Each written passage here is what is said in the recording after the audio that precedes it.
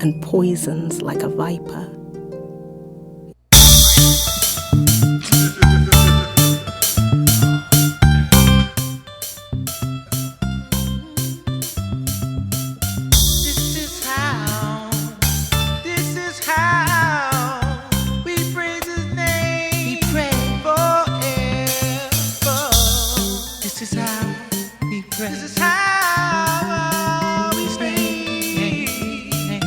His name.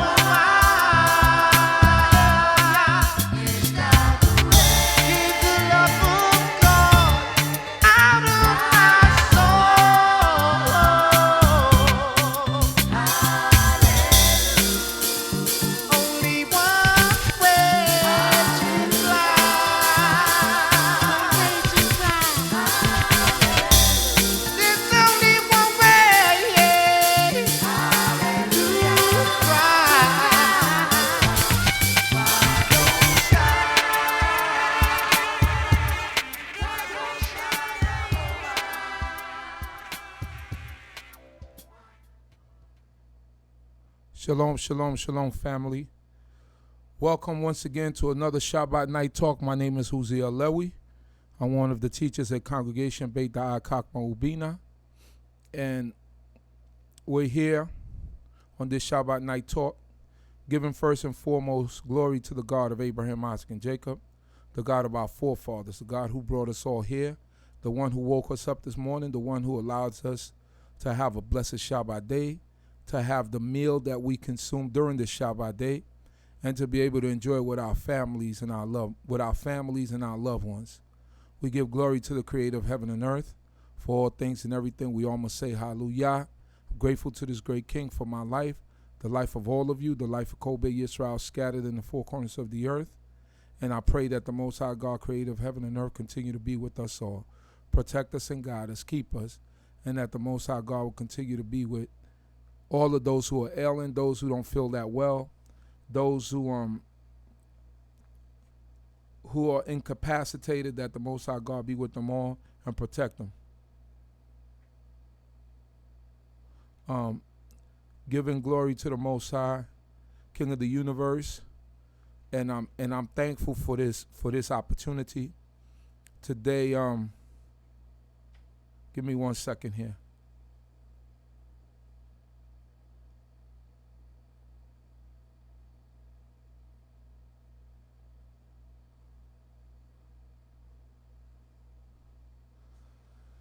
Today or tonight, we're going to have a very special guest tonight, a woman that's been around for a while, who is, how do they say it, a primary source. And when we talk about, all right, Emah, Sarah, and Devorah, shalom, shalom. So when we talk about, we having a Centennial celebration here in New York City.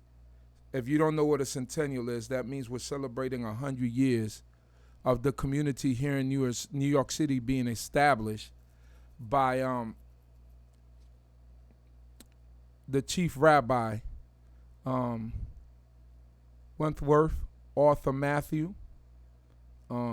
He was the founder of Congregation Commandment Keepers, located in the Manhattan section of New York City. This was 100 years ago. Now you have to put that into perspective and see 100 years is not just something that happened yesterday. 100 years is 100 years. And tonight's guest is a person that's, like I said, it's a primary source in history and what could be spoken about the man, the things that the man used to do, his reaction towards certain things when it came to Torah, and so many other things that she could tell us. Let me give her a call right now. I'm going to give her a call right now. I hope that she's listening. And she know that I'm going to give her a call right now. So let me dial her up.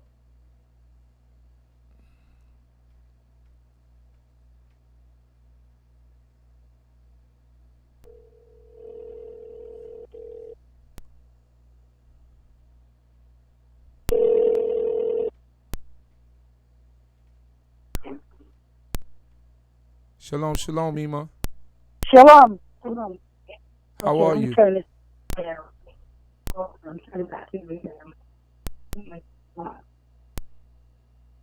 Okay, I'm ready whenever you are.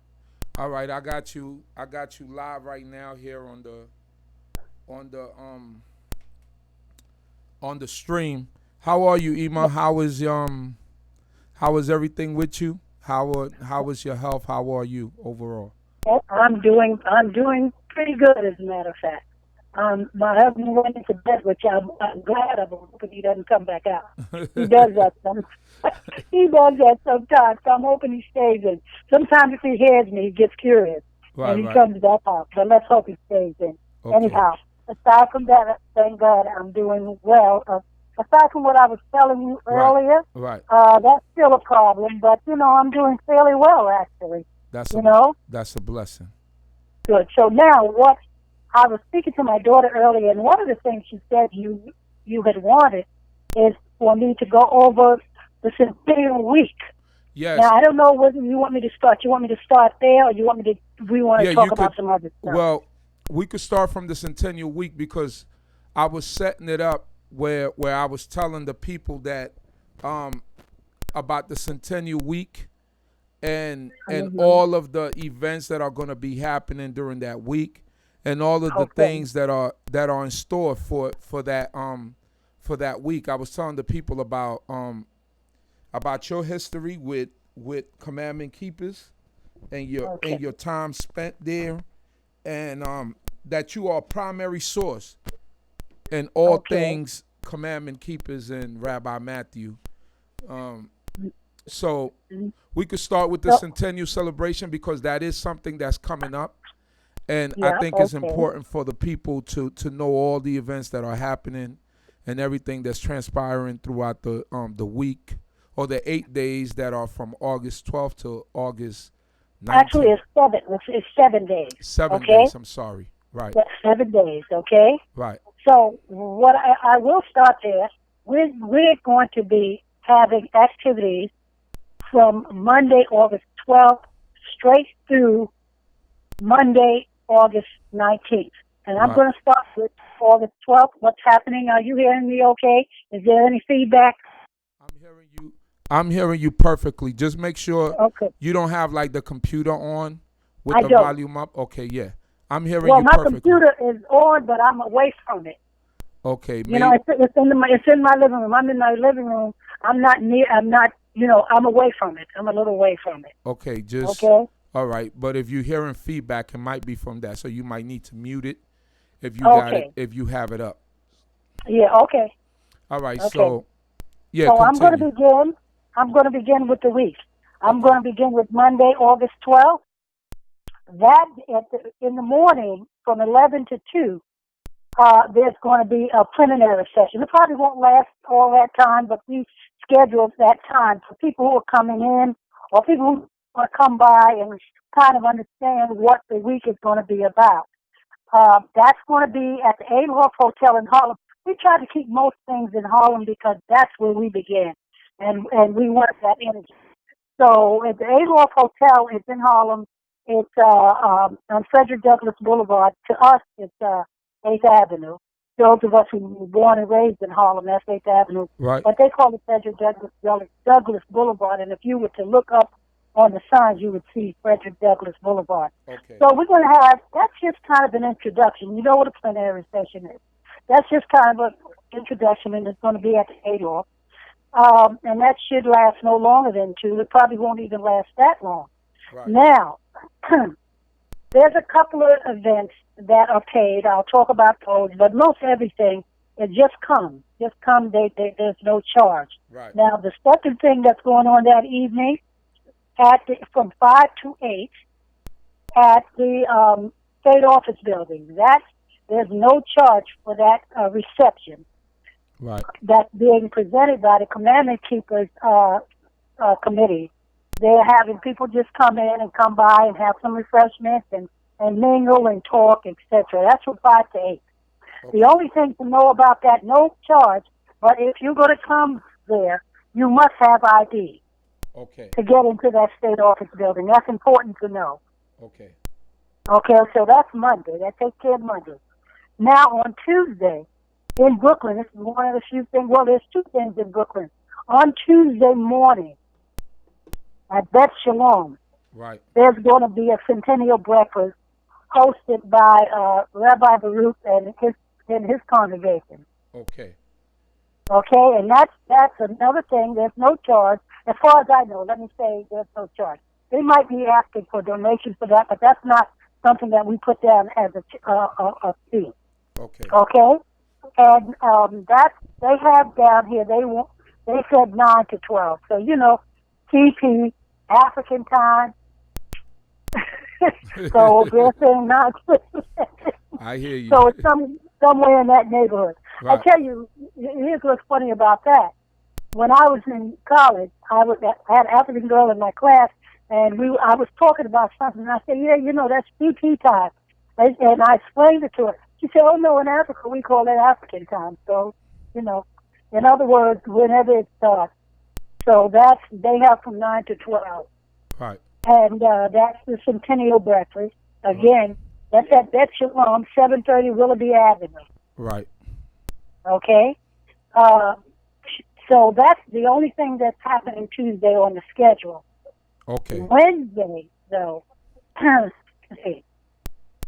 Wednesday, in the evening from 7:30 to 11:30, the Council of Elders are sponsoring a sunset cruise.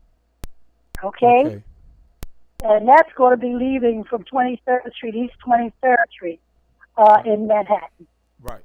Okay, there is a fee for that, because of course we have to pay for that boat. Okay. So there's a fee for that, and Naturally. that's $50. Okay.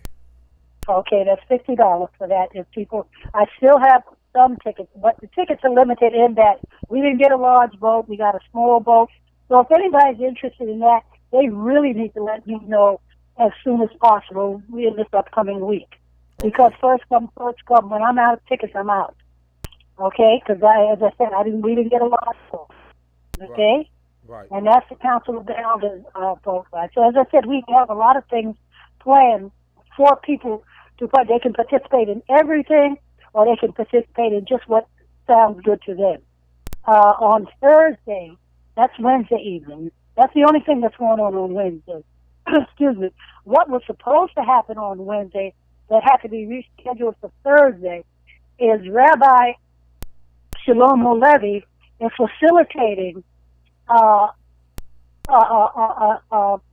look-see at the Schaumburg Center Okay. for African Studies. That's or also African. in Harlem. That's going to be on Thursday. It was supposed to be Wednesday morning, which would have been good because we would have had that in the morning and then the sunset cruise in the evening. But that had to be rescheduled for Thursday between 10 and 12.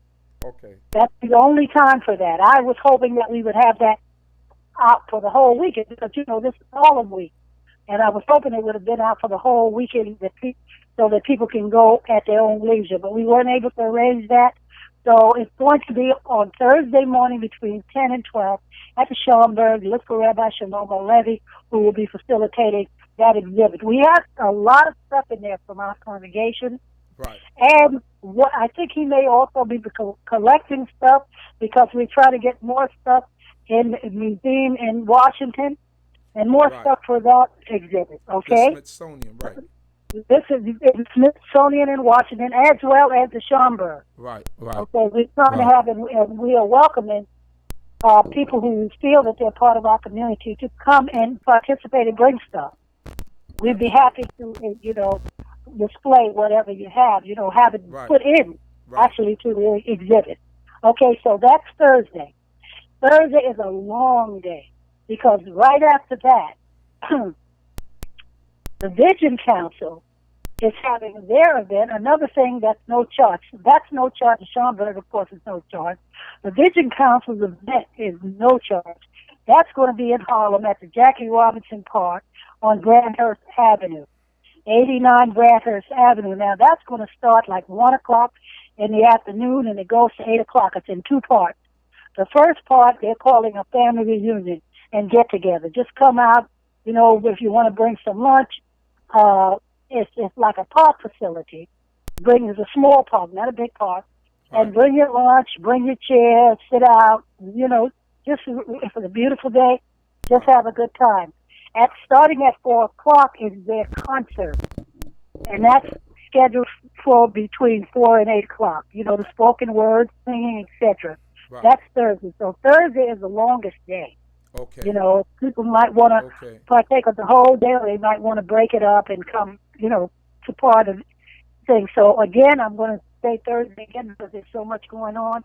The Schaumburg 10 to 12, the Vision Council, family reunion from about 1 to 4, and from 4 to 8 will be their concert. Okay? Great. Okay. Now, I'm going to move on.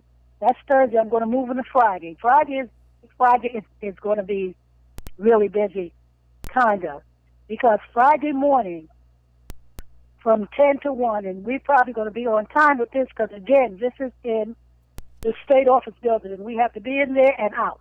If we schedule something for that time, it's the same thing for Monday evening. From 5 to 8, we have to be out by 8. And with this event on Friday, this event is being sponsored by Amzadik and the Phenomenal Israelite Women. It's a symposium.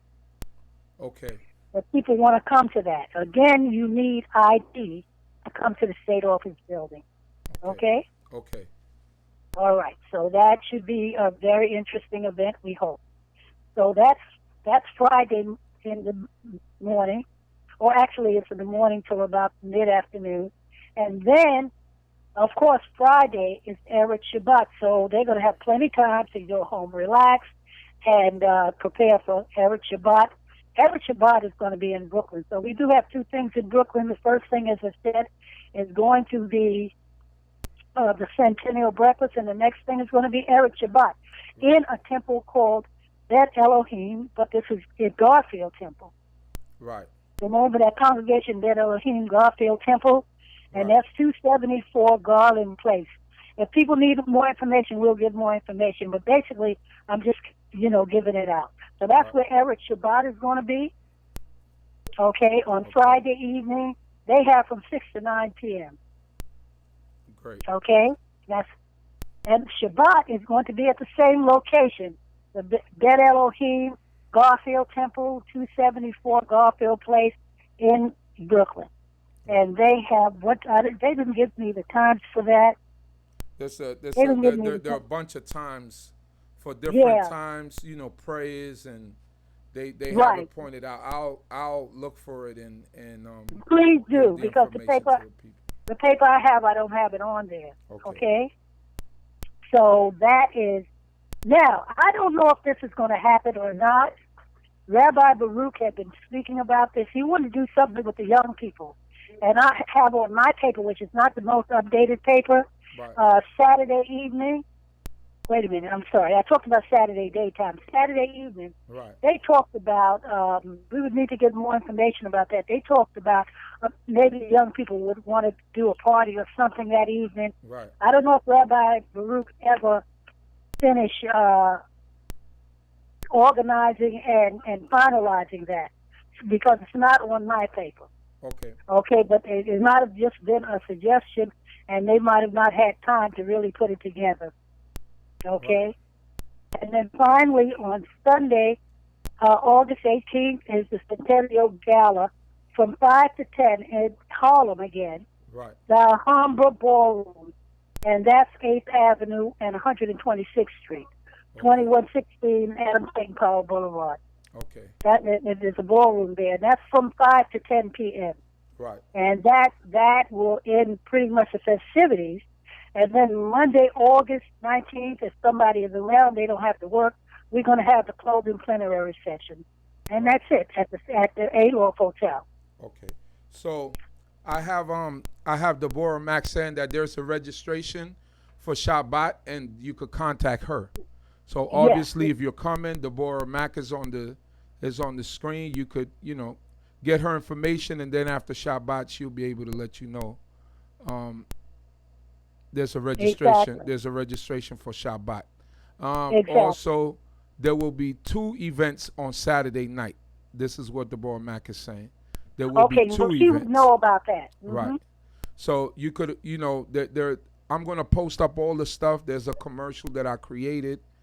And I have to add some more pictures to the and this is why it's important for us to know the history, because once I created the commercial, then I left out certain rabbis and certain people that are part of that building block. And and Kaya sent me some pictures of some of the men that I did leave out, so I'm going to try to revamp that commercial and get it out there to the people so that no one is left out, and so that we could acknowledge, for most part, most of the people that were around during that time and that era, and that were part of the building block of of Israel, whether you call yourself a Israelite or a quote unquote black Jew. And we're gonna get into all of that because Emah, Judith is a historian when it comes to the history of our people and what Rabbi Matthew actually said and how he felt about situations and other people, rather than to hear it from someone else to say, oh, he was trying to be like the Europeans, or he was trying to be this, or he was trying to be that. So thank you, Emah, for all that information. I'll be sure to keep repeating it and putting it out there for everyone that wants to come out, and everyone needs to come out to this, because this is actually continuing the legacy of something that was created for us 100 years ago, literally. Exactly. Literally.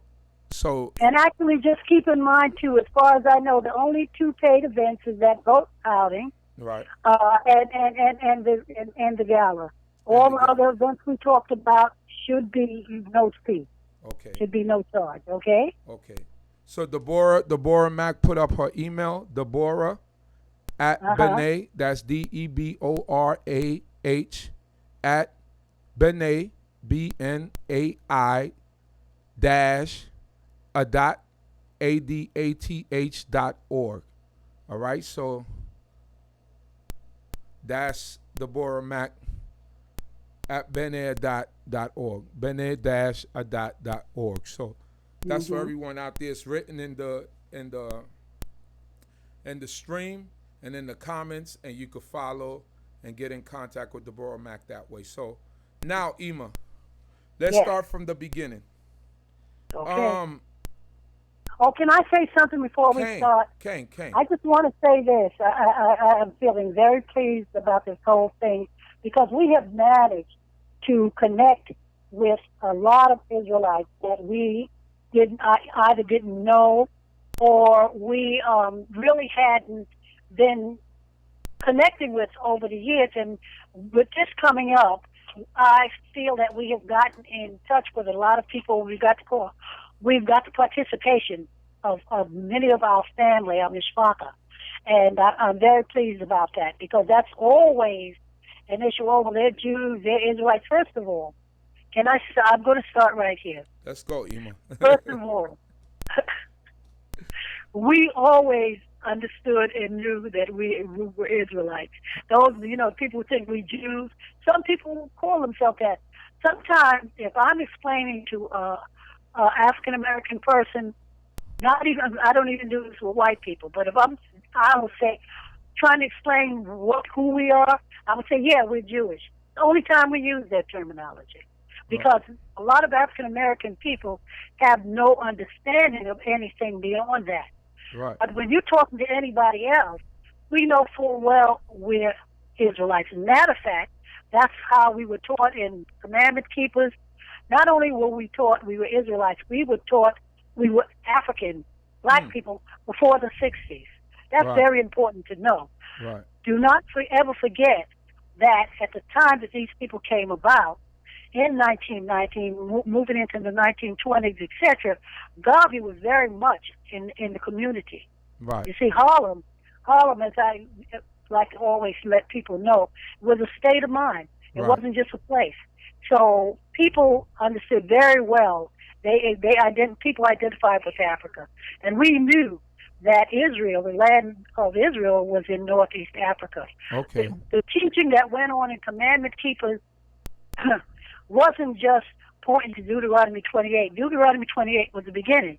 Those people studied geography, history, etc., to connect the dots, so that they were able to back it up. Right. So that's very important to understand. We knew. And when we say Africa had many names, but that's where we were most recently from. Right. Africa. Right. In other words, in the transatlantic slave trade. We understood all of that. We were taught all of that. Those people were brilliant. And I say, we talk about Rabbi Matthews.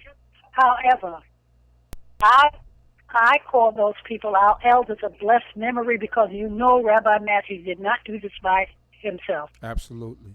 a group of people came together of like mind, men and women. This is important to know because many of our teachers were women. And so they came together and developed this construct, I call it. They developed that construct. Once they found out who they were, then they had to decide how they were going to put this together to disseminate it. Right. That's why I call it a construct. Right. They put that construct together, how they were going to disseminate it to the people, and they used to actually, Rabbi Matthews, I don't have it in front of me, he talked about how he would work until his last drop of blood that our people be returned to their true heritage. So here it is. Once they understood who they were, they did some very phenomenal things, and I always like people to remember, with all the resources that we have today, we have to begin to understand what they did with little or nothing. The dues for those people were 50 cents, 75 cents, because they came through. They started in 1919, and they came through the Depression of the late 20s, 30s. Right. They came through. This is a period that they were building, and they continued to build all through this period when it was so difficult for our people. Well, through the Jim Crow period, right, when lynchings were happening and everything else, right, in the 40s and 50s, they just continued to build and grow and teach to right, anybody who wanted to know. Right. So, what do we believe? Three, I can just stop right here, but I'll go a little further. I'm going to tell you what the three basic principles were for command to keep of the Ethiopian Hebrew congregation. There's really three basic principles. First of all, knowledge of who you are as a human in relationship to the human family. Know who you are. Right. Secondly, the second thing is know who you are and your unique relationship to the divine intelligence of the universe. Right. And thirdly, how to live your life accordingly. How to live your life accordingly. In other words, live according to law. Right. And that is really usually anything that's really complex can be summed up very simply. Okay, right. So I summed it up. However, we moved to get to that point and to get people to that point. Right. So the construct consisted of how we would worship, right, and how we did our services, how we did the holy days. For example, Shabbat. First of all, we always did Erev Shabbat. Right. Something that I used to love, because what used to happen at Erev Shabbat, like tonight, what would happen in all those congregations that they taught. Oh, I'm leaving out a point. Not only did they develop constructs, but they eventually established a school where they taught their own spiritual leaders, their rabbis, elders. Because here's what we did: we did rabbis, elders, and teachers. Basically, those are the three people who would graduate from that school. Right. So. And what was the name of that school, Emah? Hold on a minute. I'm having a single moment here. The name of the school was, I got it written down. I told you I was going to write notes, but I didn't write notes. I'm going from the top of my head.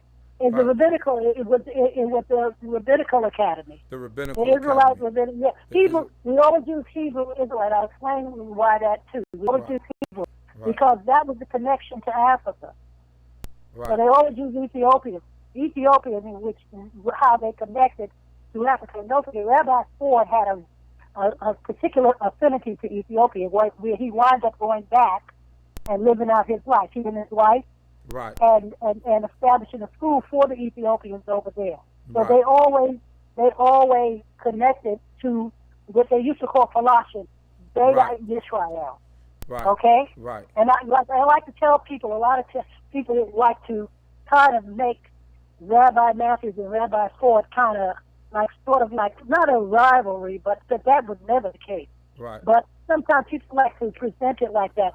But the thing is, what people should understand, Rabbi Ford, if you understand about destiny, Rabbi Ford's destiny took him back to Africa. Right. He always wanted to Africa. He heeded the call of Margaret Garvey, but you know, he also was the musical director of the Garvey movement. Right. He wrote the song Ethiopia. Yes. So he always had an affinity for Ethiopia, and he wanted to go back, and he wound up going back and living out his life. The important thing to know with Rabbi Matthews is Rabbi Matthews' destiny kept him here. So that's why we're here. That's right. You understand what I'm saying? And that's very important to understand. So it's neither, it's not, okay, Rabbi Ford was more aware because he went back to Africa. It wasn't about that. Right. It was just where his destiny took him. Right. And Rabbi Matthews was very, very dedicated to raising up the people here. Emah, I've heard in some circles that Rabbi Ford was like a teacher to Rabbi Matthew. Is that true, or do you want to? Well, Rabbi Ford. No, yes and no. Rabbi, you know what a mentor is? Yes. I would say he called him a mentor, not necessarily a teacher. Because Rabbi Matthews is the one who went on to the higher education in terms of this way. Okay, I want to tell you that. Okay? He's the one. As a matter of fact, there was a period in our history, just before I was born, when Rabbi Matthews was studying at the University of Berlin, Rabbi Ford oversaw commandment keepers. So that's another thing I need to tell you. Commandment keepers, Bet Abraham, which was Rabbi Ford's congregation that he established in 1925, and even in later days, not Bet Shalom and Call B'nai Yisrael, a lot of those members were interchangeable.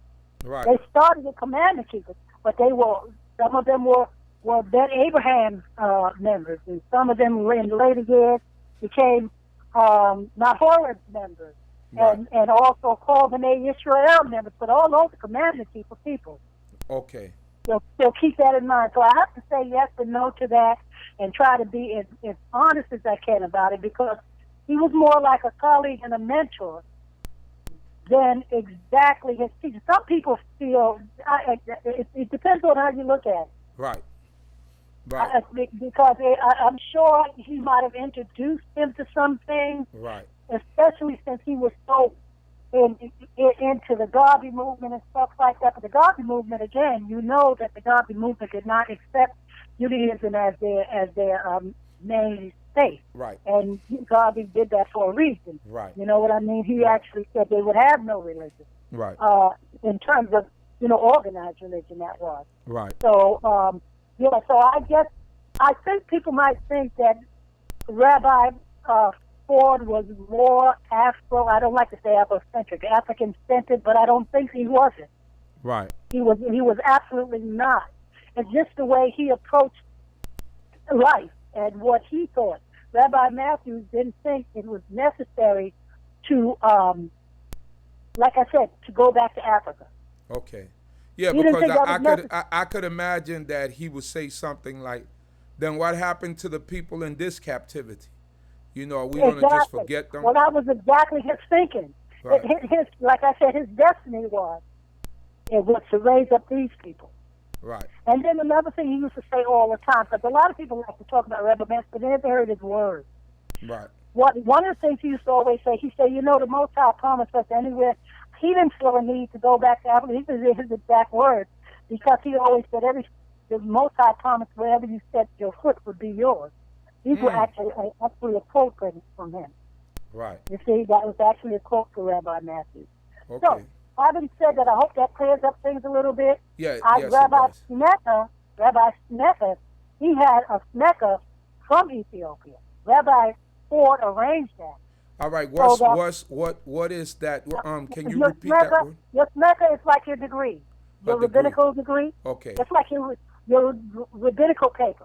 Okay, your rabbinical paper. Okay.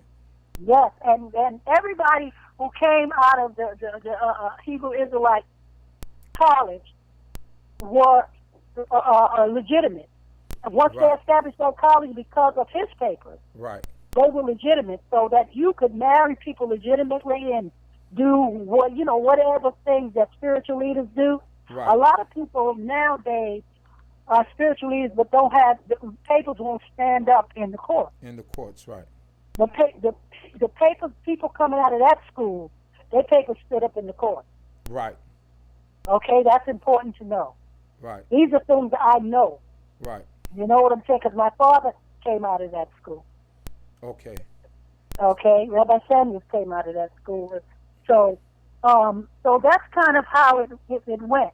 So I want to get back to some things. Now we were establishing the leadership that consisted of the rabbis, the elders, and teachers. Okay, right. that were to lead the community forward. Okay, they would be our leaders. So we established our own leaders. Okay, right. The elders were very important too. The elders were really, really. They tried to structure the elders that they really had some authority in this organization. Right. And we don't talk about Rabbi Matthew's daughter enough. She was actually a regular school teacher, a public school teacher, but she also was one of the primary teachers in CHOKMAH. She was her father's right-hand person in many ways. Right. She helped hold things together. Florence, that's Rabbi Dodd's mother. She was named after her mother. And her name was Florence Matthew's daughter. And she always I always have to mention her. She just died at such a young age. She had an asthma attack, came home from school one day working. Oh, wow. Just passed away. Yes, a year before Rabbi, in 1972. Ooh.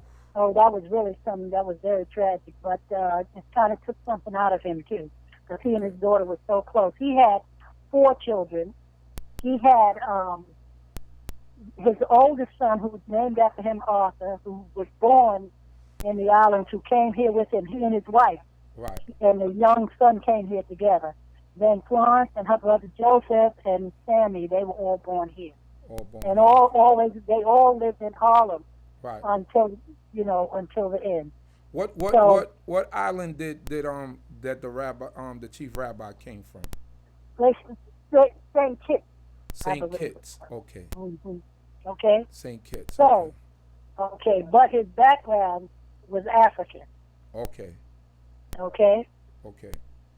Now, I don't, like I said, I told you I was going to write some notes, which I didn't. Right. But you're going to have to kind of lead me in the conversation, because if I speak, I remember. Right. So in terms of Rabbi Matthew, did he?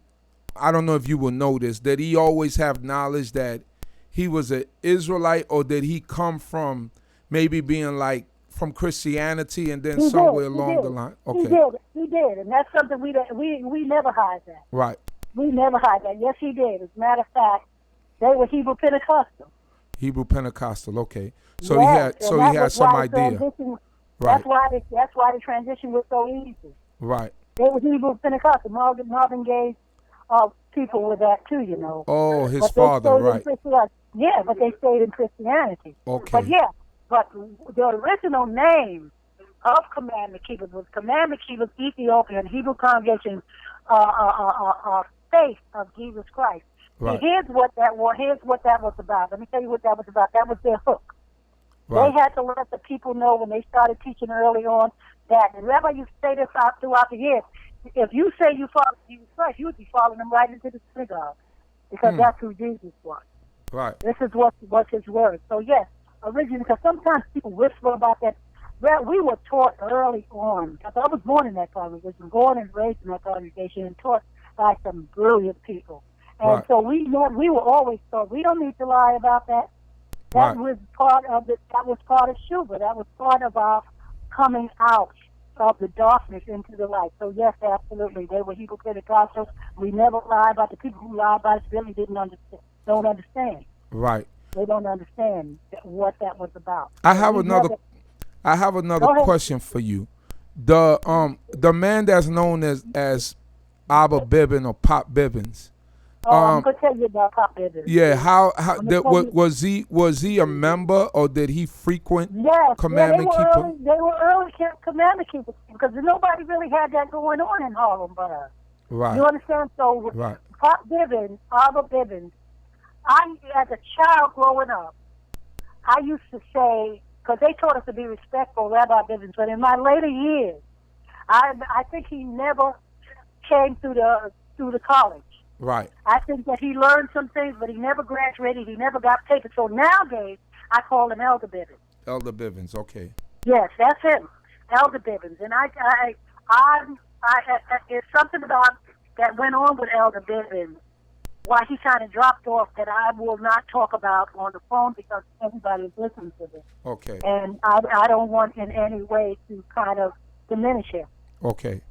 Okay? And I would, because there's certain things I know that I would not say. But I call him Elder Bivens now. As a child, though, I kind of tended to say Rabbi Bivens, but no, I don't think he ever graduated. He ever graduated. But they actually graduated. They actually, okay? Right. But he actually was there. You remember seeing him. Absolutely.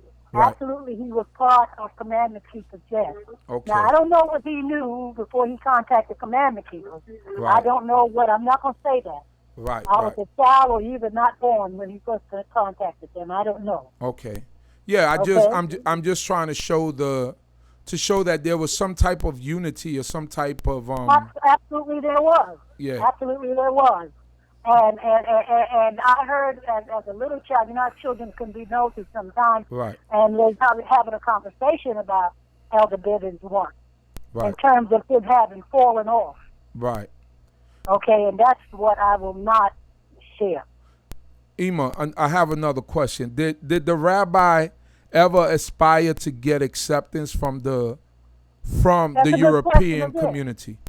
That is a good question again. And another thing, like I said, we don't try to hide anything. Right. But first of all, we don't, because we know who we are.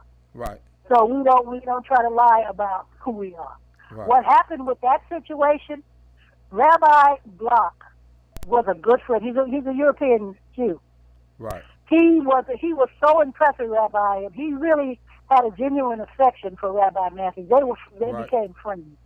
He is the one who wanted Rabbi. He said, he used to tell him, he said, "You the real deal. You need to apply for the Jewish Board of Rabbis because you should be a part of that, etc., etc."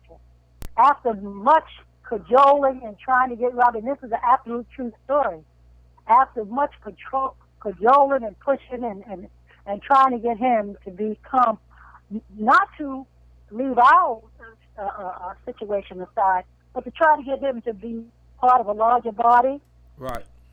He convinced Rabbi to apply, fill out the whatever papers and whatever. Right. And Rabbi did it. And they rejected him. Right. And Rabbi was so pissed off because he said, "I never should have done that in the first place." Right. Even though Rabbi Block thought that he was worthy of being part of them. Right. Being part of not them, but being part of the Jewish, because what happens, a lot of benefits would come with that. Right. And they actually rejected him, and he was just really annoyed with himself for even doing that. Right. So yes, if that's he went against his better judgment. He went against his better judgment, and I know that's whispered too, and people take that all out of context because they don't know. And when people don't know, people say all kind of things. Right. But that's how that came about. That's how that began. That's how that ended. And Rabbi continued, and they continue to be friends. Okay. And in his teaching, did Rabbi absolutely teach that the children of Israel were people of color? How was his teaching about that? Well, I just said that. If I'm relating to, we knew that was Northeast Africa. We knew that we were Africans. Right, that we were Africans. Okay. Yeah, we knew we were Africans. Right. And we still know it. Right. And that's one of the things that I explained to you early on, that they studied geography and they studied history, world history, and people's place in history. That's how they came up with their construct. Okay. So they knew who they were. We knew who we were more than some of these people running around here calling themselves Israelites did. We knew who we were. That's how they taught. what were your most what are your earliest memories of commandment keepers and the people in there, and your earliest memories, because you were born there. I don't know if you care to share your age with I the. was born, but I remember, I can share my age. I have no problem. I told you earlier, I used to, at one point I would not tell my age, but when I hit 70, I do. Right. Because I'm saying thank you most high. But yeah, I was born there. I can remember back till I was 3 or 4 years old, and I'll tell you why, how I remember that so well. They taught, as soon as you could speak, they start teaching you the language. Right. And I remember I couldn't tie my shoes, but I knew my alphabet. So that's my early memory. Right. And I remember one time I was in front of the temple and and the reason why I have such a good memory of that is I was feeling frustrated because I couldn't tie my shoe, and my father called me in because some European Jews had passed by, and he called me in to read to the alphabet. I could do the whole chart, and I was like 3 or 4 years old. Okay. You know what I mean? Okay. So that's one. I don't know if that's what you mean, but that's one of my early memories. Your early that's absolutely what I mean. And what was the atmosphere like let's say on a Shabbat, like you said, Erev Shabbat, but on the Shabbat day, actually the morning. Okay. Like how many people did you see at Commandment Keepers? Like, was it a congregation that held, like, how many people at one time, and did you see that capacity? We were huge. We were huge, and not just huge from a small child viewpoint. At one point, Commandment Keepers boasted around 500 people. Oof. Membership. Right. We always had small places until we got to 1 West 123rd Street. I'm not going to discuss that, though, because that's political, and I want to be coming up on the Centennial. I want to stay positive. Okay, I hear you. Okay, because you know some of the background of that. And that's going to be for another time, and I will talk about it another time, but not as we're coming up on the Centennial. Okay. Okay? But yeah, so we were a large congregation. Yes, we were. That's why I guess we could do things with 50 cents and 75 days, not we, with such a small dues they paid. Right. Because the people were poor. The people were poor. But the people, what I remember, I was going to tell you about Erev Shabbat. I want to tell you about Erev Shabbat first because Erev Shabbat was also very beautiful. Because Erev Shabbat, you would always, first of all, they would light the candle and they would burn the incense. So you walking into whatever building we were in, that just automatically put you into a zone. Right. And they would always do the Erev Shabbat Sabbath. And I always remember my father saying, Ba'ikalo, that's come on bride. They used to say, come and meet the Shabbat. Okay. That's how they used to inaugurate Erev Shabbat. Right. Then I remember that's one of the early beautiful memories I have. Right. Those smells and those prayers. Right. And then on Shabbat, we did Shachari and Mincha and Mari. Shachari obviously is the early morning prayers, right? Right. The Mincha is when they get into the service. That's like kind of mid-morning. And they get into the Torah service. And I'm going to share. Should I share a little bit about the Torah service with you? Absolutely. Well, okay, Torah. Let me tell you how Torah service went. Torah service went. First of all, you have to know your Hebrew name and your tribe. Your name might have been James, but you had to know your Hebrew name. Okay, that's what you were taught. Yeah, that's what you were taught, and your tribe. Okay, you were taught your tribe. The men, there was a group of men who would consult and tell you what tribe you were. Like, for example, I'm Yehudah, and my father's Yehudah, and Rabbi is Yehudah. Right. A lot of people say Rabbi was Levi. Rabbi's not Levi. Rabbi Matthew was Judah. Yeah, Rabbi's Hebrew name. Rabbi Hebrew's name was Yosef Moshe Yehudah. That was his Hebrew name. Repeat that name again. Yosef Moshe Yehudah. Then Yehudah. All right. Okay, so we were all, my father, him, we were all Yehudah. Rabbi Smalls was Levi. Okay. So a lot of people think because Rabbi Matthews was the leader that he was Levi. No, he was not Levi. He never claimed Levi. But you had to know your tribe to approach the Torah. Okay, I'm going to give you Shabbat morning. You had to know your tribe to approach Torah. You had to know your Hebrew name and your tribe to approach Torah. And what would happen when they would begin Torah service and you wanted, somebody was making a Aliyah, and that means to approach, to make the prayers over the Torah or read the Torah itself. Right. Rabbi would call you out in Hebrew. He wouldn't call you by your name. He would ask you in Hebrew what your name was. Right. And you had to respond in Hebrew. Like, for example, I think I told you earlier, my father would have said, Shimei Et, Lamech, Ben Shmuel, that's our family name, Ben Shmuel, then Yehudah, then Yisrael, and all the way to Noah. They would have to identify themselves. Oh, wow. With their tribe and their name. And then they would approach the Torah to make the Aliyah. But while you were approaching, Rabbi would ask you in Hebrew, who are you? Right. And you had to respond who you were in Hebrew. Mm. And then you can approach the Torah and either just make the Aliyah or read. Okay. And that's how that went. And that, even for children, that was a very riveting part of the service. Okay. And Rabbi's voice was so big and strong. Right. And when he asked you that, I mean, it was just really so deep. When he would ask you as the men approached, and he would ask you, who are you, approaching the Torah? Right. And you would have to say back to him in Hebrew who you were. Now, okay, you had to be circumcised long before you got to any of that. And as I said, you had to have been given your Hebrew name and your tribe. Okay. So continue. And then after the Torah service, of course, we would have our break. We'd be in synagogue all day, just like you guys. Right. You'd have your break, and you'd eat, and you'd do whatever we did. Sometimes there'd be classes, and then in the evening you would come back from Minka Myers evening service. Now, what Rabbi had constructed, they had constructed a whole song service. Right. Around evening service, a whole song service, and that would be part of the evening service, and that would be your day. Mm. Okay, well, and I'm going to tell you something about some of the holy days. I'm going to tell you real briefly. Yes. I'm just going to name Please do. Okay, I'm going to talk about, of course, the Passover. Right. We get what community status. Right. We always have Passover in our place of worship. Absolutely. So when we were there, that would be real exciting. Rabbi would help cook. Rabbi could do a lot of things. I want to talk a minute about some of the things he did.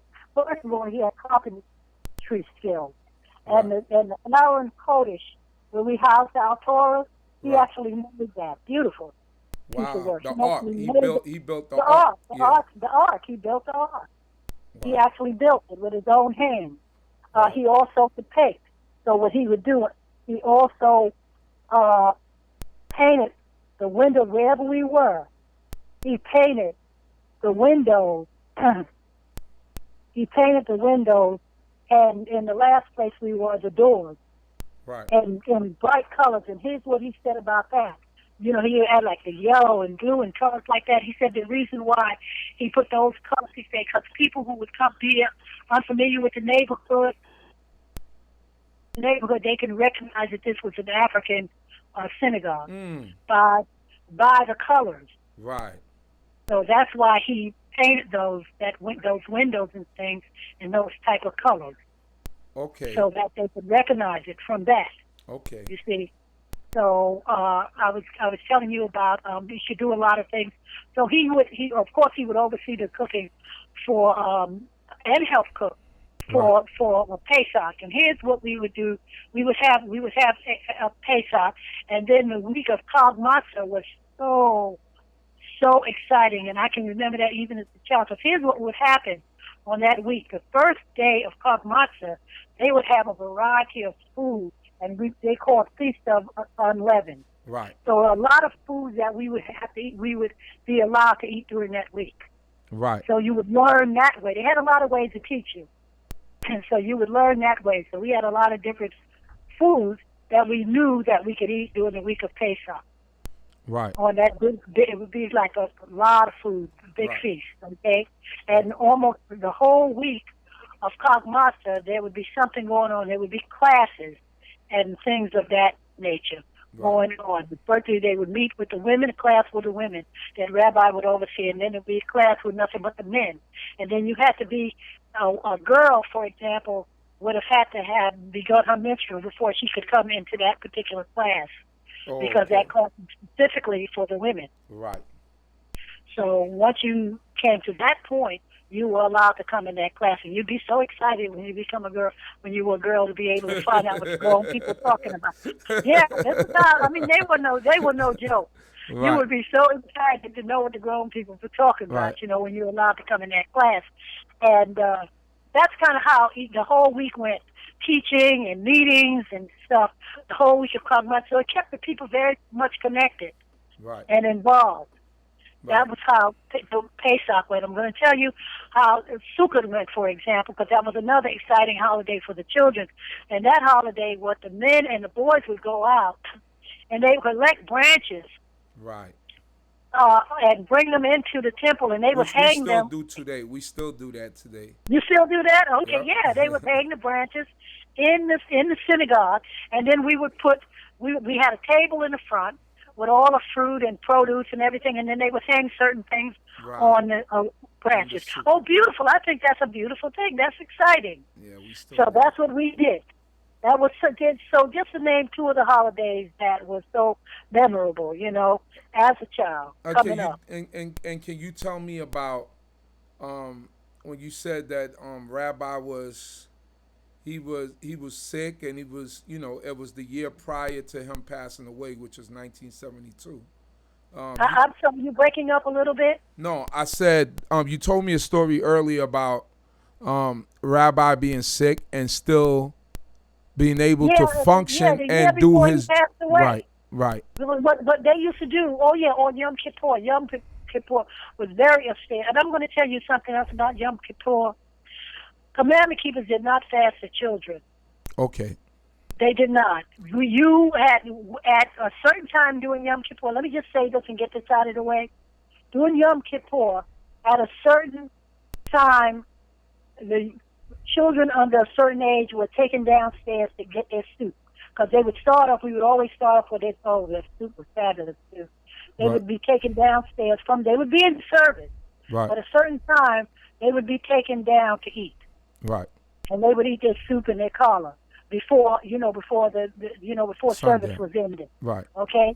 So that's what they did not fast children. Right. You know, children didn't fast up until they didn't completely fast a full day until they had reached a particular age. Right. Okay? Okay. And so anyway, but all day, Rabbi Small, and whichever associate rabbis, and we were always talking about rabbis, but there was associate rabbis there who would be helping out with service, even with Shabbat and everything else. And what they would do is they would stay up on that bima, except maybe go into the bathroom or something, all day fasting and praying. And say, when I think about it now, I say, my God, what strength and what dedication and what commitment.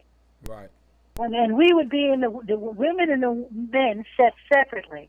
Right. And our section was in the back. Right. And we'd be back there, and we'd fall asleep and wake up, and they're still praying. Wow. You know? Yeah, just a big, listen, I have nothing but, listen, I owe my life as I have lived it to that. Right. To having been born into that, for having come in the world knowing who I was, knowing that I was part, because a lot of people call up our Israelites, they don't know Jacob was one family that became a nation.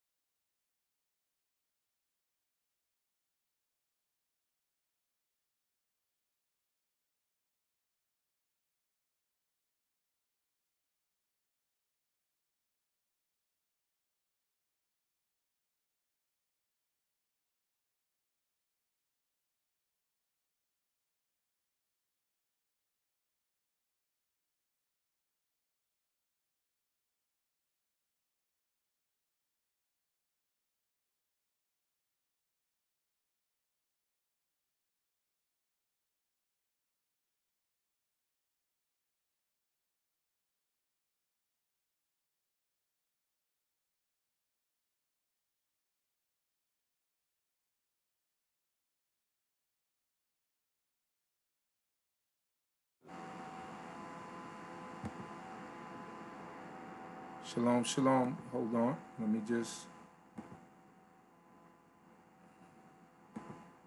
Right. Shalom, shalom.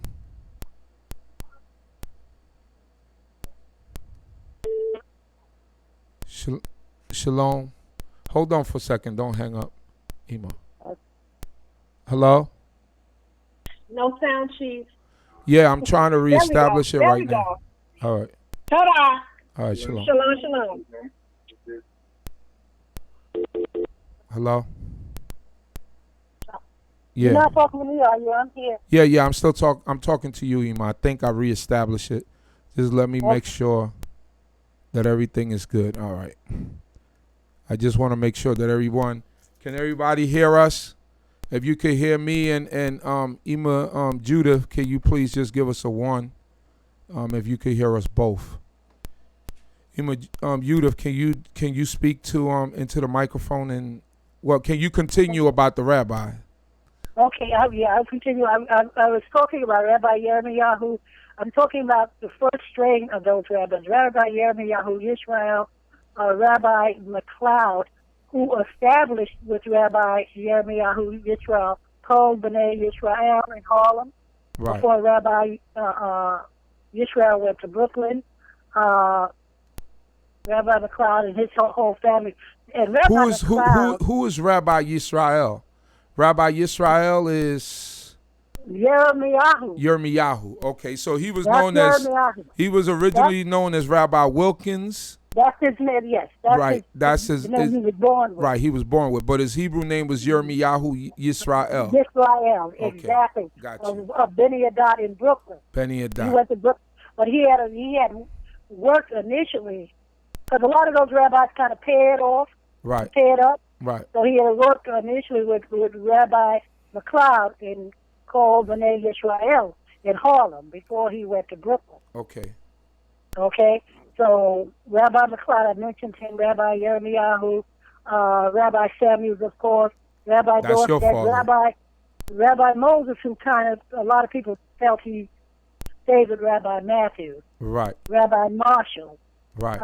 There's some I can think of top of my head. I could not ever forget Rabbi Reuben from Chicago. Okay, and Elder Gray. Okay. Elder Gray from Cincinnati, Ohio. Oh, Youngstown. No, he was Youngstown, but he taught people from Cincinnati, Ohio. Elder Gray, somebody Rabbi Matthews was very fond of, and who was very committed to the organization. That might be where some of the connection. You're connecting dots now, because you're talking about Cincinnati, Ohio. Yes, that's Rabbi Elder Gray. Don't ever forget that name. Right. He was an elder. He wasn't a rabbi, but he did some teaching out there. Okay. Okay? Okay. So those are some of the people I can just think of right now. And in Chicago, you said the name of the rabbi was Rabbi Reuben? No, Rabbi Reuben. Okay. That came directly, and then none of the rest of them came directly from Rabbi Matthew. Right. Rabbi Reuben. Remember that name. Okay. And I had the honor of seeing him a few years ago it was more than a few years ago now. That was in the 80s, before he was still alive. Right. But those men, I'm telling you, those men who came out of that construct, if you saw them on the street, Chief, you knew they were somebody, because there was an aura about them. Right. There was a deep spiritual aura about them. Right. It's nothing like knowing who you are. Absolutely. And when people know who they are, it's just all over them. Right. And they had no idea. They had no doubt about who they were or who the Most High was. They had absolutely no doubt, and you could feel it. Right. You could feel it. So. And that's how it was. So when we spoke earlier, you spoke about Rabbi Smalls. Can you explain a little bit about Rabbi Smalls and what he meant to the community and to Rabbi Matthew and to the commandment keeper? Right-hand man to the end. He was like me too. He was a twin. He had a twin sister. Right. And I have a twin brother.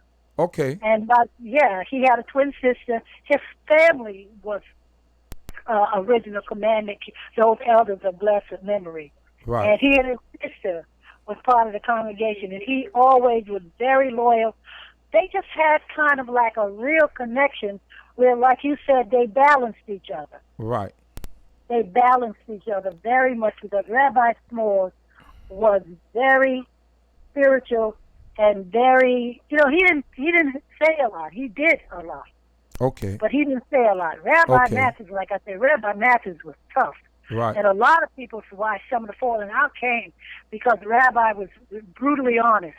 and I mean literally, brutally honest. And he would say what he thought. Right. If he thought you were a fool, he would say it. Right. Rabbi Smalls, on the other hand, as I said earlier, he would look at you like you were a fool, and it was almost like worse. And my father was like that too. They were kind of more on the quiet side. Right. I don't know if I would call it quiet, but more on the side that they didn't. And none of them. Let me tell you this: none of them suffered fools. Once they got to a certain point of learning and studying, and you came into that presence, and they were teaching, and you came up with some dumb stuff, you were done.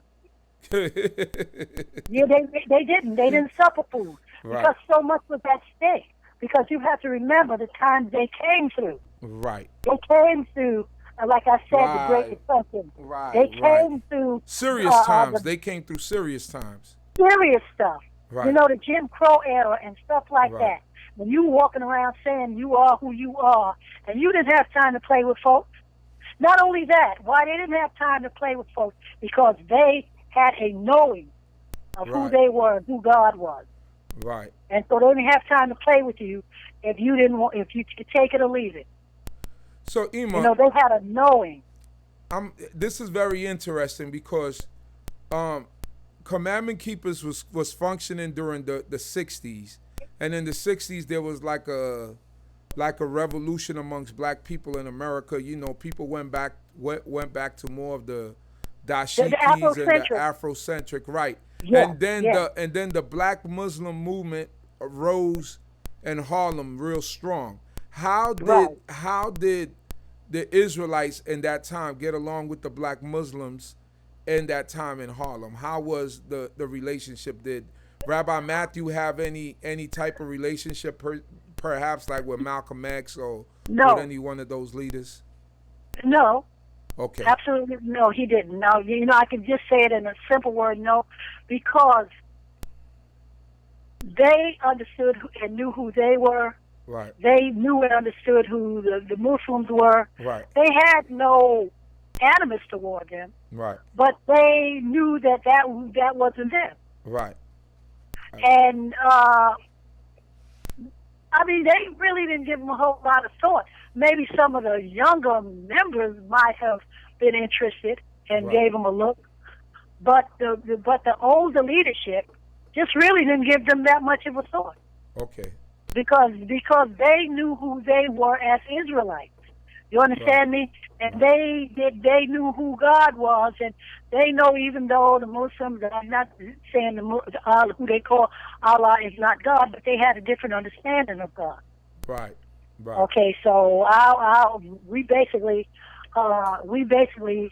thought of it as the divine intelligence of the universe. We didn't think much about it. Okay. What they thought and believed is what they thought and believed, and we knew who we were in relation to the creator of the universe. So we didn't give it much thought, and we were still on the journey. So I get it. You know what I'm saying? Yeah, I get it. So we didn't give them. We thought that they would maybe eventually they would catch up. Right. We didn't. Let me put it that way. Right, because obviously you guys were there in Harlem way before they even came along. Way before, but there was no disrespect. You might have had some individuals who were. I'm not talking about the commandment keepers, but who came and just found out. Thought they were Muslims or whoever, and might have kind of gave us a look at who they think they are. But we really didn't pay them that much attention, except that we were glad that anybody who wasn't calling themselves a Christian was all right with us. Okay. Because Christianity was like the number one enemy. Yeah, if they weren't calling themselves Christians, we said, well, at least but they had to catch up. But at least they weren't calling themselves Christians. If you, are you following me? I follow you. That's how we looked at them. At least you weren't calling yourself Christian. At least you had evolved to that point. What you know what I'm saying? Yeah, well, we absolutely. had no kind of competition like that because we weren't really paying them that much mind, except to say, as I said, that at least you're not calling yourself a Christian, so you're okay. Right. All right. Another question. I just had it right at the top of my head, and I just forgot it. You're breaking up. I didn't hear your question. I said I had another question. I had it. Oh, now I remember the question. What happened to all those families that you said it was over 500 people at one time coming there on a consistent basis? I gathered that a lot of the families were from Harlem. What happened to a lot of those families, and where are they now? That's a great question. I can't answer it, but I'm going to tell you why it's a great question. I told you, I had seen Cantor Brown. Cantor Brown was at Colbinate. He was a Cantor. He came from Commander Kings, but he was a Cantor at Colbinate, Bet Israel. Right. I ran into his wife in 2009 because we had given an elders brunch to phenomenal women in 2009. I'm so glad we did that, too, because a lot of those, the female elders are still alive. And Cantor Brown's wife asked the same question because she hadn't seen us in many years. Right. And she said, well, where is everybody? And that's the $64 question. Now, Mother McLeod, who was one of the founding members, too, I ran into one of her grandchildren. Right. I was on 110th Street, and he was looking at there's a synagogue there, a European synagogue, right. And he said some white woman looked at him like, what are you looking at this for? And he happened to just run. We would stand, my sister and I, by the school there, the Columbia school, and he was so annoyed. He said, she just don't know who I am. So he had said that he was an Israelite, and I said, well, who's your family? Because we went by family groupings, right, primarily. Most of them just kind of, if the elder ones, the elders who I call the elders of blessed memory, the founding members, most of them are deceased, and right. Everybody just dispersed and went where. Some of them, I suspect, some of them are still like that young man. He's still in law, but some of them is just in the world. Dealt with white Jews in the world, and right. Like my nephew, my entire family. We have 5 generations in this way of life. My entire family is in law, but you don't see them. Mm. You understand what I'm saying? Right. Once in a while, they'll come. Like first of all, we all do Pesach together, and we all do Yom Kippur together and stuff like that. But as far as coming out and connecting to a congregation and stuff, they just don't. Right. They just don't. They lie a lot about it. When I say lie, when we do certain things about their coming, just like for this Centennial celebration, you know what I mean? Right. Well, a couple of my nephews are coming in from out of town, but you know, they're in law, but they kind of like don't connect the way we did. I think back in those days, those people had to stay connected as a community. Right. That's how they grew, and that's how we survived as a community. But everybody was kind of doing their own thing. Right. And when I say their own thing, they do more. They don't eat pork. They'll tell you that in a minute. Right. They don't eat pork. They know who the Most High. They born knowing who the Most High. You can't listen. Once you know, not believe. Once you know who the Most High is, and you born that way and you go up that way, you can't forget that. You can't change that. Right. That is always with you. Absolutely. You know, that's the beautiful thing about that. Once you know who the Most High is, you have no doubt. I don't care if things go wrong in your life. I don't care what happened. The Most High is just the Most High. Absolutely. So when people are raised up like that, they don't stray from that, but they stray from everything else, going with false and everything else. Right. You know? Right, absolutely. So that's how that is. So that's what I think. A lot of people are the elder people who held the line are gone. Mm.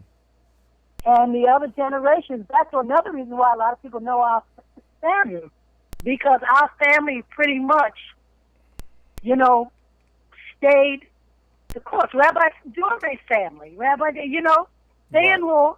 Well, they got some issues why you don't see them. So right. You saw them at that one event. Right, I saw it at the one event. Right, I see. At that one event, but they have a reason why you don't see them. Okay. Because we're still in a fight for one thing. Right. And like I said, I'm not getting into any of that tonight because I'm trying to keep everything positive. I get it. But you know some things. Yes, I do. Talk on a personal level. Yes, I do. So they don't deal with certain things, period. Right. But forgiveness is a beautiful thing, too. I tell them all the time, too. Right. Because my sister, Joan Rebecca, she passed away. She used to always tell them, she said, everybody is not aware. You can't be angry at the entire Israelite community because many of these people have no idea what happened. And they're not aware. So she used to try to tell them that because they kind of looked up at her as an aunt. My sister Joan Rebecca. Right. And she was always telling them that. She said, a lot of people don't have a clue. They don't know, so you can't be mad with the whole community. Absolutely. Yeah, that's true. So, I think we got a lot of, unless you wanted to add something else, I think we got a lot of the history out tonight. I know we could probably do this again. If I have some more questions, I know you're a reliable source. And I know that is a beautiful thing for me to be able to speak to you and to be able to find out about our lineage. Because ultimately, many of us, and I'm not saying all, but many of us, this is our lineage. Whether you know it or not. Or not. If you know the history, like, and I've been repeating this lately. I said, we come from Rabbi. It starts with Rabbi Matthew, then Rabbi Yirmiyahu. Rabbi Yirmiyahu taught Cohen Levy. Cohen Levy taught Cohen Michael, Moreh Mishael. He taught Prince Zippor. He taught all these men that went on and taught other men. You know what I'm saying? And that's where that's our lineage. That's your lineage. Yes. And my lineage comes from two different schools. Because you have the Prince Zippor element, but then you have the Ben Azaking element, which didn't directly come from Rabbi Matthew, but I do have a lineage through Rabbi Matthew, and it's important for our children to know and not to shun our history and where we come from. Very foolish to do that. Yeah, it doesn't make any sense because from one generation to another, they not going to be able to carry on the tradition and the legacy that the man left behind because he was a visionary. It's a lot of things that Emah left out. Like he bought land out in Long Island for Israelites to be able to bury themselves and for Israelites to be able to live in. These are all things that we don't know. We don't know about. He was a visionary. He came with a mission plan and he gave his last bit of effort to the movement and to the struggle. So for that, he has to be acknowledged and he has to be respected. First, all glory to the Most High, as we know. But he was a servant of Yah, and he was somebody who woke God people up into the truth of self and to the knowledge of self, and that has to be commended and that has to be put in perspective. So that's right. Emah, I really go ahead. No, I said the thing is, whoever taught you, you need to be able to go back far enough to find out who taught them. But some people don't want to, like I said to you earlier too, and this is not to be disrespectful, but most people in this way of life, and this is for the brothers and the sisters who calling themselves, like relating to the Jewish world. Right. I'm not mad at you long as you're serving God, but the point is no white person came and told you who you were. That's right. They better really know that. Right. So if for no other reason, they need to respect Rabbi Matthew. Yeah, they came into one of our places, got knowledge, and then went running over there, and then the Caucasian had to accept you. You know what I mean? He had to accept you, but you learned that your foundation was from over here.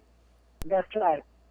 That's right. And we shouldn't be afraid of that. But I guess you know what that is. I tell you, Chief, some of that is we have been through so much. I can forgive some of them because we have been through so much as a people, till we tend to be like that. Oh, this is mine over here. I don't know what they're doing over there. But just like I was trying to tell you about the Muslims, we weren't mad at them, but we just knew that they had to catch up. We knew what they knew, and they weren't worshiping Jesus, so they was okay with us. Right. But, so our people have to understand that they don't have to feel any animus toward that you weren't cursed. You didn't break the code. You did not break the code. Right. And you have to understand that, and don't be intimidated by that, and embrace that. Absolutely. You understand? And that's what I have to say about that. You embrace that. And I look at those churches. I'm going to say this, and then I'm going to be done. Right. I look at that church that those people in South Carolina, with Emmanuel, where those people got shot down. That church is over 200 years old. Right. Not the exact edifice. The first edifice was burnt down, because Denmark Vesey and those people were plotting revolution in somebody's soul.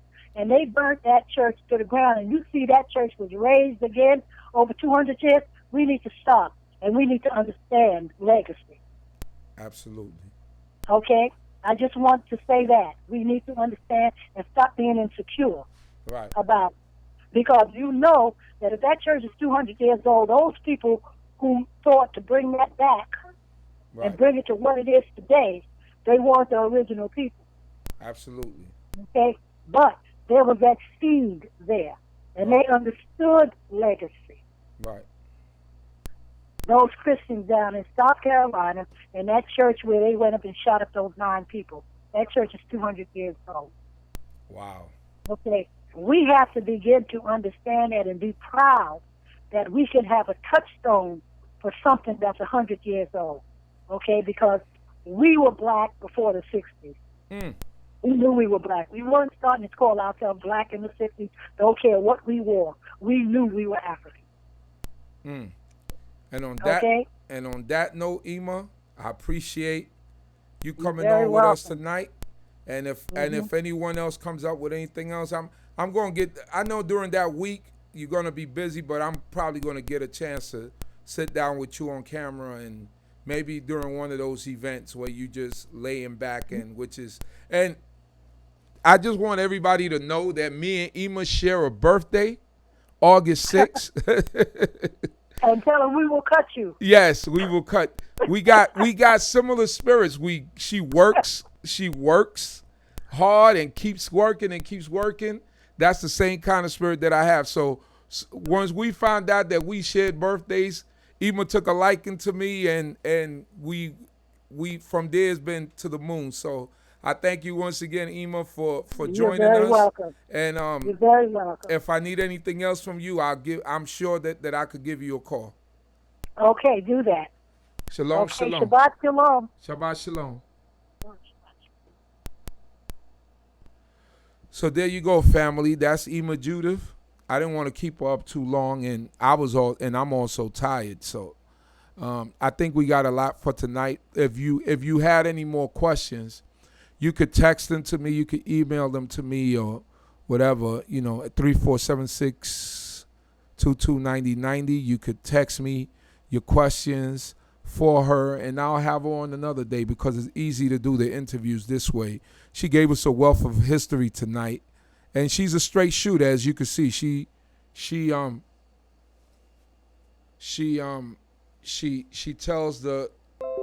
deals with honesty and with truth. So that's why I love that lady there.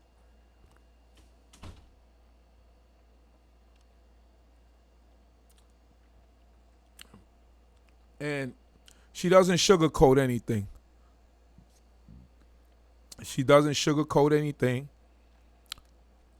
She's straight to the point, and she since I know her, she's always been like that. And believe me, she got a whole story to tell. That's what she was saying. The Centennial is coming up right now, and I don't want to get into all that stuff, but there's a whole nother story when it comes to that. So I hope that you've enjoyed some of this history. Now, if you have anyone in particular that you know has history that I could speak to on Shabbat Night Talk, please let me know. If the person is willing, I'll sit down and go through this with them. This is actually interesting because we learn, and it's still within the mode of the Shabbat day, and it's a beautiful thing. So for all of you out there, yes, let us all thank Emah Judith, because I know she's listening, about Yehudah, and let us all put the love symbol or something up there, the hands clap. Everybody, I want everybody who's still near a computer or whatever to put a symbol up there to show your love for Emah Judith, because she's here and she came on tonight, and she let us know. Emah is 77 years old. She doesn't sound it and she doesn't look it when you speak to her, because she's sharp, she moves around, all these things, but Emah is on point. So just put some symbols up, some emojis, the heart emojis, whatever it is. Let's put up something for Emah to show that we appreciate what she did tonight and staying on with us. This is beautiful, And I tell y'all, it's not easy, but I'm thankful for people like Emah who are leaving this history. Believe me, 100 years from now, whoever our generations is, they're going to be able to see these videos, and they're going to be able to appreciate what is it that we do, and what we did. So I see that there are a lot of people on tonight. That's a beautiful thing. I'm glad that all of y'all came on tonight, and that y'all are participating.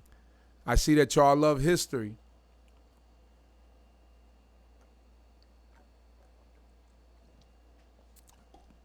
And there are a lot of mothers out there that have history that if I could get in contact with them, it would be nice to get them on and to be able to share the history, because the women have a different perspective.